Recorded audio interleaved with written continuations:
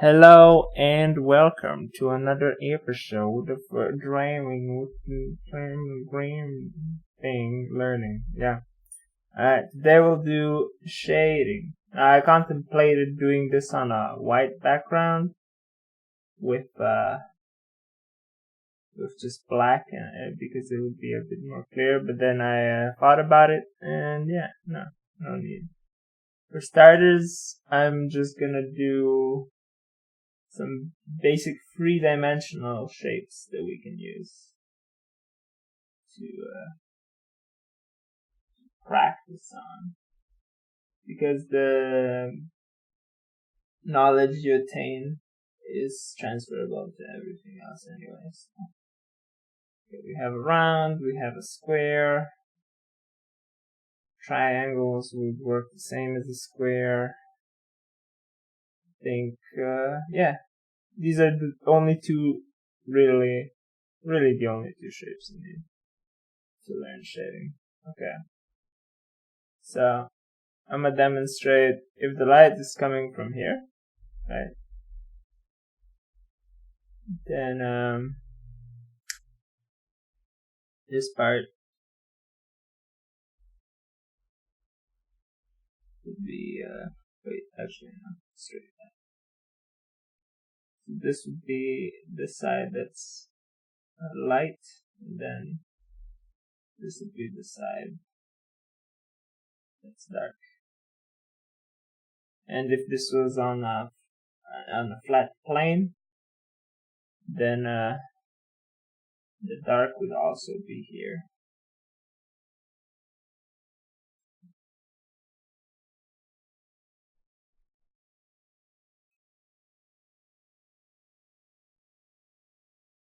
It would be like this. What I did here, this is called hatching, where you do shading with drawing lots of lines. It's not like a nice hatch that I did. It's kind of a messy one because it just used lines that I did as part of it. But yeah, you can do it like this. Okay.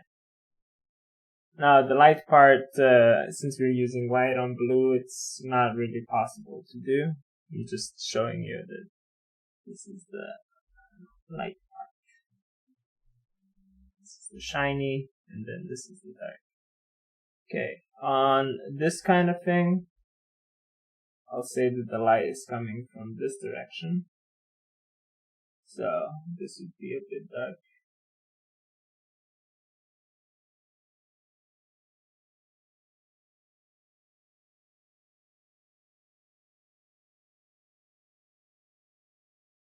With hatching, the way you indicate that something is darker, the other thing is by having less and less space between the lines.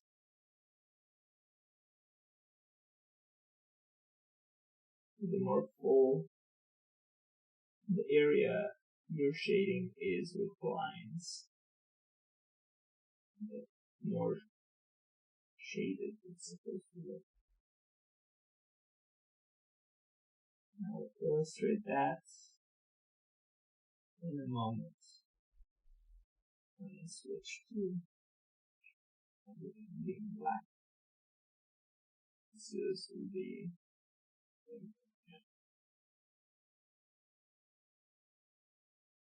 I'm just using this to explain the theory.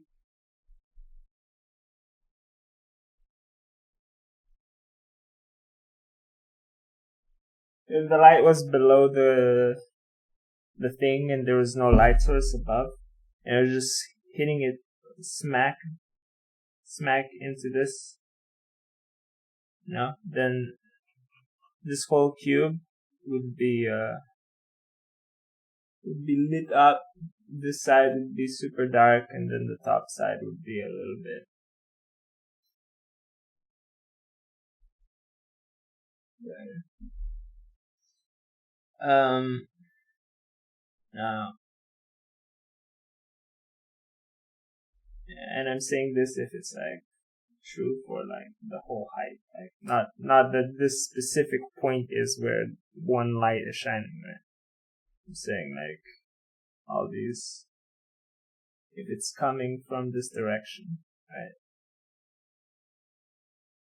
Now the way you would do shadow in this would be that the backside is the one that's the most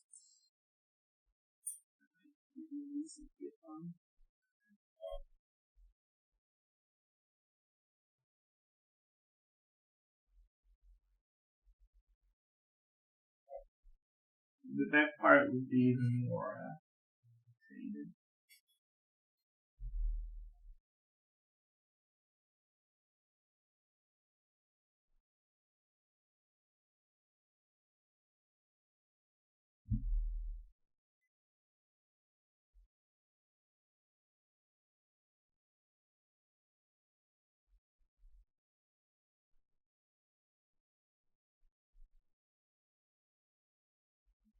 And how dark the shadow is depends on how strong the light is, and how much light source there is in the environment in general. So during the day, the shadows are less harsh than during the night. Okay, so these are some examples like this, right? How to shade. Okay, you always pick a light source. You have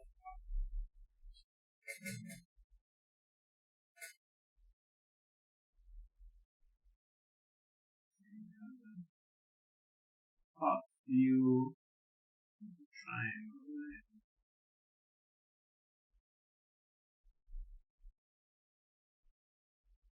Well, it's a pyramid. Well, pyramid, of course, I guess it has to do with this. That's the pyramid, I guess.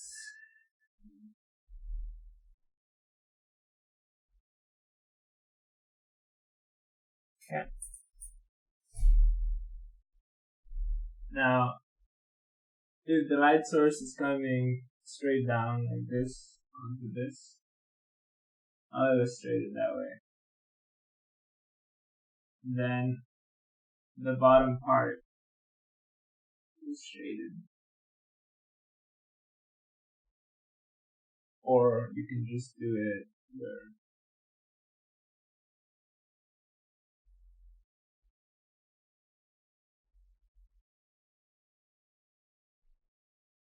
there's like a slight maybe shadow around the pyramid.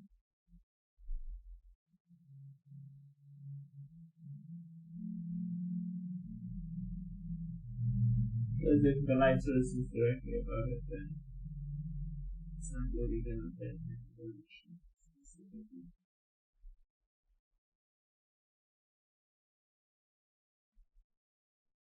It's hard to separate what's the pyramid and what's not in this because it's all white. So, yeah. It'd be a slight shadow around the object. That's how it would work. Another thing I could show is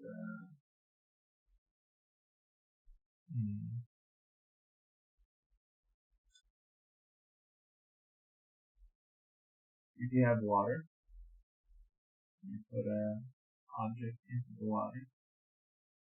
I don't know if I'd call this shading right, but the object in the water takes a slight tonal difference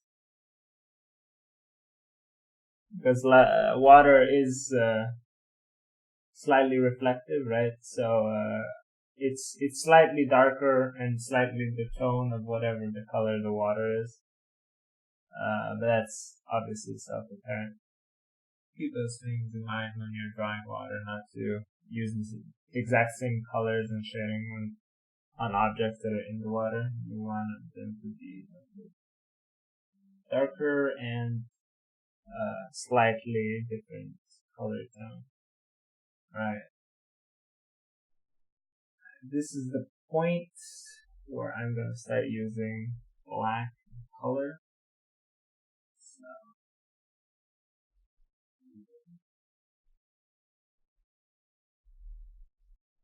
So a very important thing about shading are actually colors. If you're just doing values and value training, you're doing everything black and white. So we'll do one black and white first. Okay? We'll use black to outline it.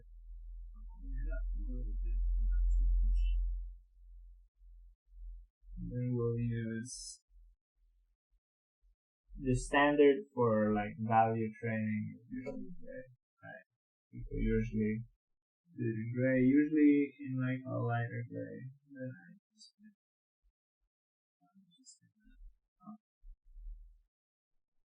this and this.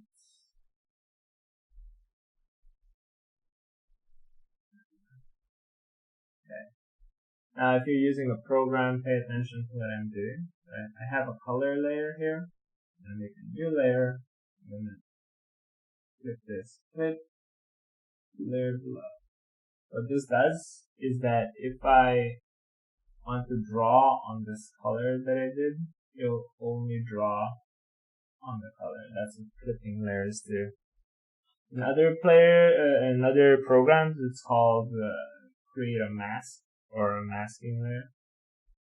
You always want to make sure that it's attached to the layer that your color is in. Okay, that's it. That's all it has to do.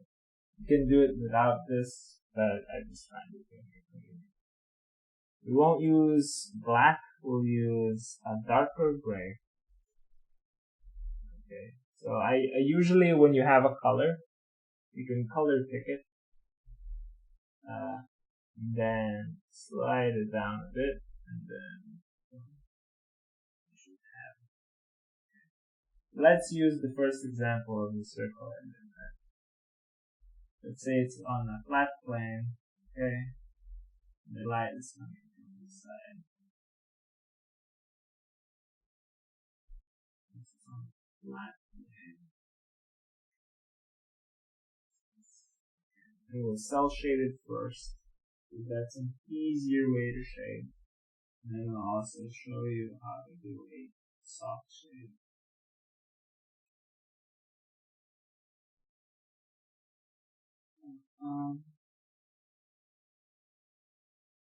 Okay. Now we use a pick color, and then we slide up a little bit to get the lighter colors.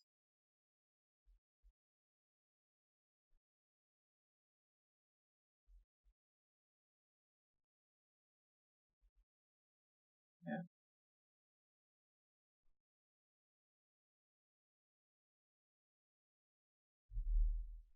And I'll pick this color and make a new layer.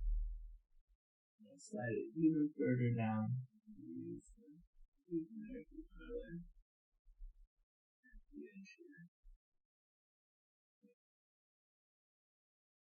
Yeah, there you go. Shade.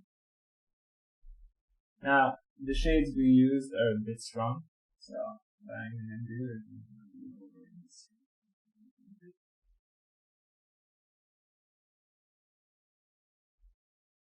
And maybe lower the light a little bit. There we go. Now, light is usually soft. There's almost never a situation where it's just a straight line. So I'm just gonna soften up the light just to make it look a bit. I recommend always adding soft light. Now, something they do in anime a lot and in cartoons and all this stuff is they usually don't use light, but sometimes they do use light. They just do a little line where they think the light is like really strong. Sometimes they even put it on the shading a little bit. Usually they do that to emphasize something or to make something pop. And you can do that too.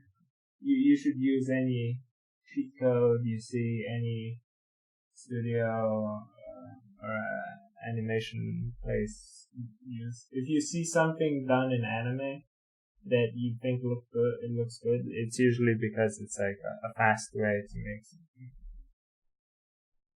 Because they use shortcuts all the time. So you can learn a lot of cheat codes from that. There you go. So that's how I would cell shade something. And usually when people say cell shading, it just means that it's hard lines for shading. Or well, how do I say? There's no soft edges to the shading, right? Now we'll use. So the example I showed with crosshatching, I can show you how it usually looks when you crosshatch something just by turning it into black. Yeah? And see, this is how it usually looks. Yeah. And if it turn off the blue, it's usually like that. Right? Well, no, it's not cross-hatching, it's just hatching. So the difference between cross-hatching and hatching is just that if it's cross-hatching, I'll show real quick. If it's cross-hatching, it means that it's cross, right? That's what it's called, cross-hatching. If you cross your hatching, usually you do it at direct, 90-degree angle split. Because else it will look weird. And the reason why you might want to crosshatch instead of hatch is because crosshatch looks even darker than a normal hatch would. But even a normal hatch would probably look just as dark if you just did enough lines. Because in the end you're just filling up the space with a darker color. That's usually the point.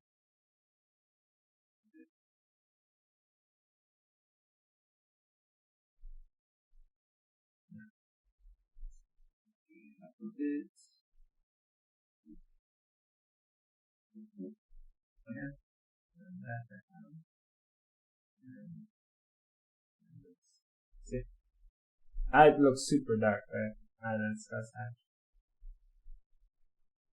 So that's just an example. Cross hatching, I think, probably takes quite a while to learn how to do properly. But I also think it's a fun thing to learn how to do. You can employ it in just normal drawings all the time if you do that. Okay. Now, I will do another circle. Oh, I'm at the edge of the drawing. Come.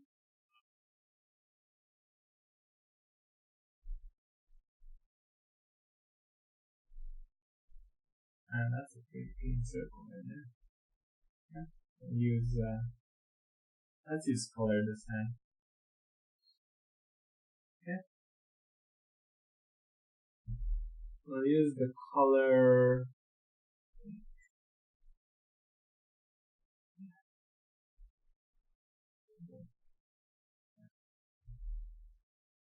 Got pink, got black for the outline. Okay. Now I'll do a version with soft shading. So, here's a lot you can do with it. You could do a complementary color, and it's more on this side. Yeah. I think this color wheel is balanced to be complementary. Blue too, yeah. And it's it's yellow purple, and I think green pink is correct. I'm not 100%. I'm not 100% on my theory knowledge, because I just do it by eye usually. I don't rely on why not. I just do it like these. So this right now looks very off, but you could, I think, yeah. Okay. So you could use a complementary color to shade your color to give it a bit more life. And then since it's soft shading,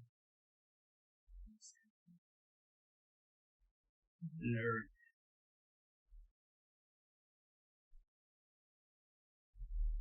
Use a spray brush to fix a little bit of holes.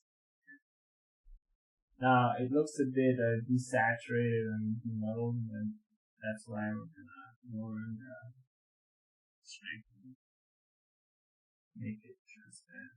And it looks pretty alright. Okay. I'm gonna do another multiply layer on the same thing. Just gonna go around the edges with a soft brush. And then we're gonna do the same thing, lower the opacity a little bit. Okay. I find this to be a bit too strong. I'm gonna do it a little bit more. Do this a little bit more. Now it's really soft. Okay. Now we want to add light. I usually use effects for light. Let's use green still, just to emphasize that you could use complementary colors. I changed the angle of the light to be from this direction. Just for this one.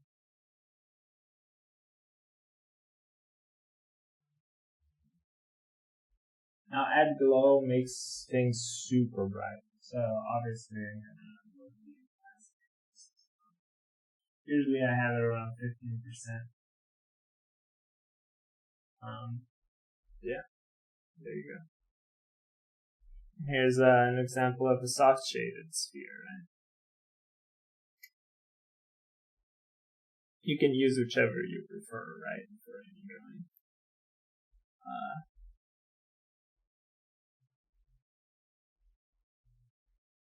In real life, you do have cell shades and soft shades occurring at the same time usually.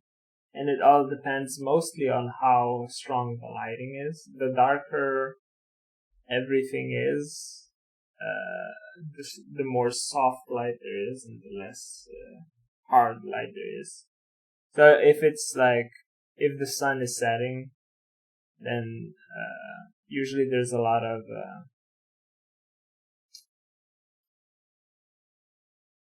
soft shades. But if the sun is like, no, actually, okay, no. I'll just put it this way: the darker the surroundings and the stronger the light in that dark surrounding, the harsher the shadows are gonna be. And the lighter the surrounding is, the softer the shadows are gonna be. Because if everything is bright, then the shadows are just gonna be dull, you know. But if everything is dark and there's something bright, then the shadows are gonna be strong. If it's like a cloudy day, then pretty much everything is just gonna be soft. Even with us, there would have to be a really strong light shining in that situation for there to be like a strong shadow.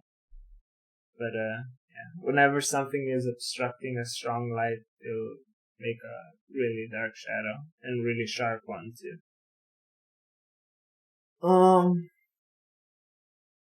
Let me see, can I talk about anything else?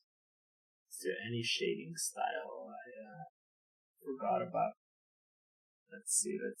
I covered cross hatching, I covered soft shading, I covered that. Oh, there is one other type of shading. I haven't actually done much with it, but I will show it. I'll try my best to replicate it. Okay.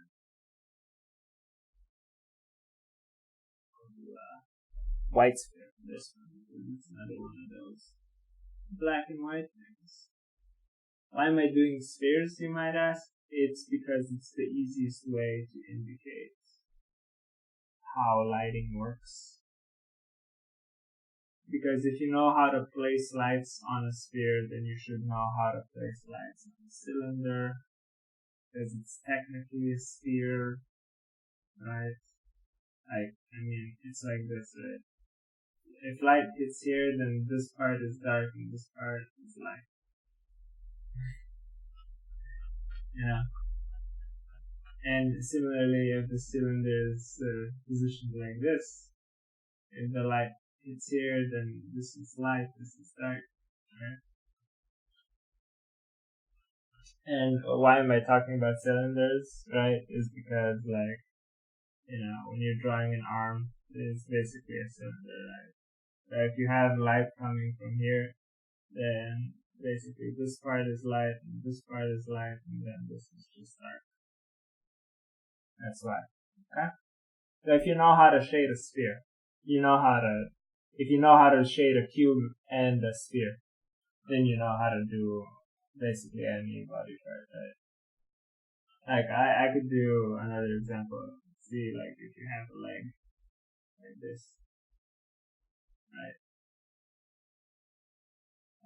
Lights coming from here. Okay, this,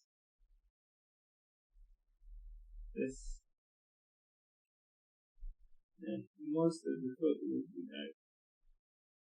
It would be covered. Then this right here would be slightly dark.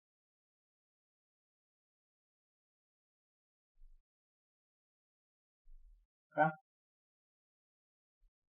That's another example right here. Just yeah, shading style. Let's show you. Okay, so you have what's called doing these dots. You cluster them.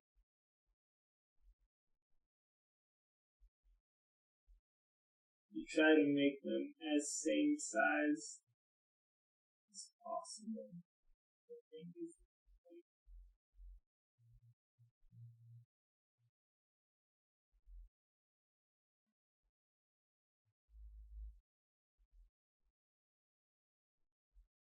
But it's the same kind of logic.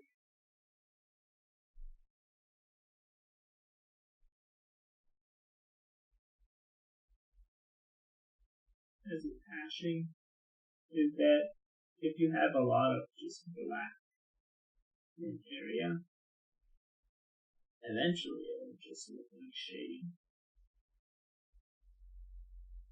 I think that's kind of like a trick with our eyes and brain and how it processes things.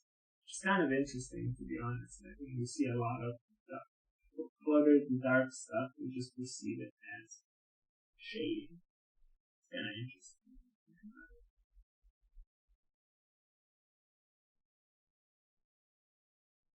And I think what you're supposed to do. See, I haven't done this type of shading, and that's why this is not technical.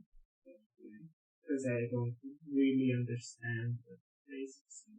But I feel like demonstrating it is good, even if I demonstrated the wrong way. It might take a while. This is definitely like one of those more time-consuming ones.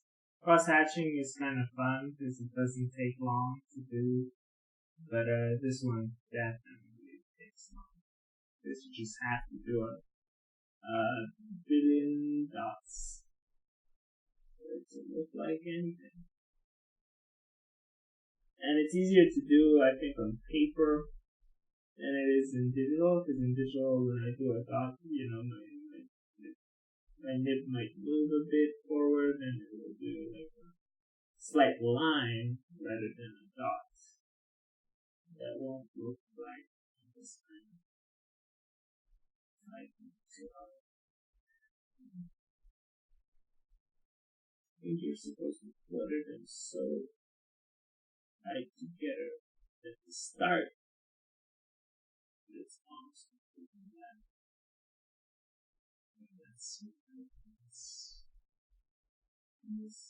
And then you just kind of better pattern them up and have them be a bit further apart than more out of the rows.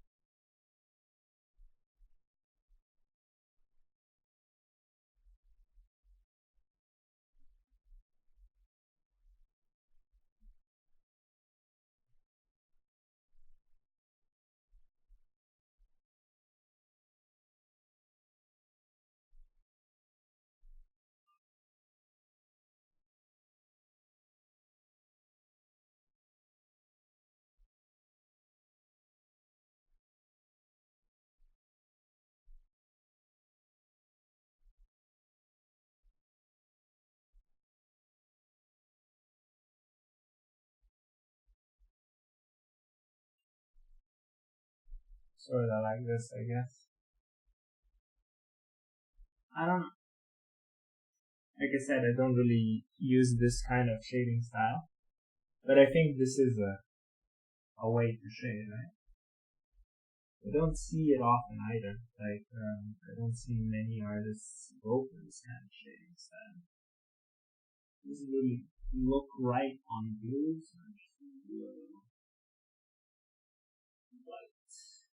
whitewashing. Yeah.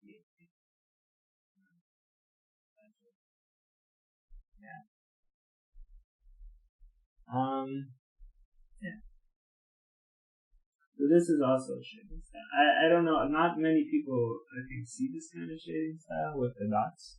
But I think it's important to know about. It looks good when it's done well. When, you spend the time and actually make sure that the dots are the right size and stuff. But it's definitely time consuming. But I feel like it's one of those things you can just turn off your brain and just do a bunch of dots, and some people like that. So yeah, do it if you want to. The main problem with just hatching and just doing these dots is that you can't really do lighting. You could do lighting if you had colors to it. So if you had, let's say, skin, right? Just skin tone. And you used close to black, but like more of a brownish or maybe orangish color, right? You could hash in shading. I don't know how you could hash in lighting, but I think there probably is a way to do that too. With like a brighter